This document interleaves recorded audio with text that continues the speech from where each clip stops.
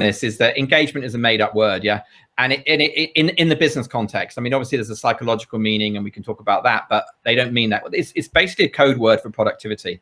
It's sort of like, you know, how productive will you be?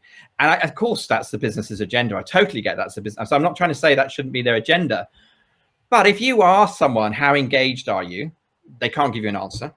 And there are as many definitions as engagement as there are consultancies or as people that have scales on engagement. Yeah. So Gallup, of course, are the most famous for working with engagement, and their Q12 are 12 things, which are perfectly decent things to do at work. I think they're really statistically poor. They have different timeframes, and I have all sorts of critiques of it, but roughly speaking, but their definition of engagement is the sum of those 12 things. Is that engagement? Is that, you know, I mean, and basically they know, they talk about it because they know it's correlated to productivity. So what they're really trying to do is talk about measuring individual productivity. And the problem is that I think the way it lands on the individual is that you want more out of me for the same money. And so you're trying to be extractive. Now, I think the enlightened, self-interested leader will understand that if they give, they will receive back. And so if you instead make your policy to improve people's work, to help them enjoy their work, to bring out their best, you will be repaid.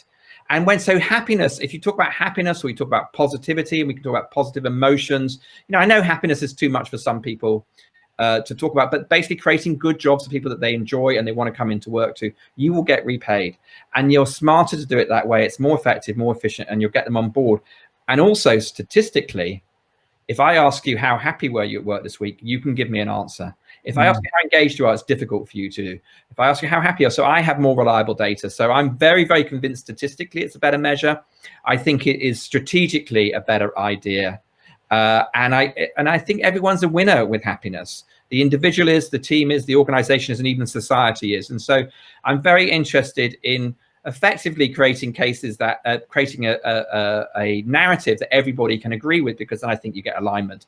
And I think happiness and positivity, well-being, you know, team morale, it hits all those things that you can do, and you can measure it. And I'm confident in the measure. So that's how I use it.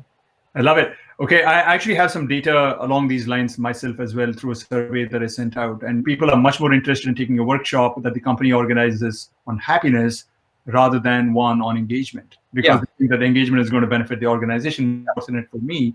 But if it's a workshop on happiness, I'd much rather be interested in it because it's about me.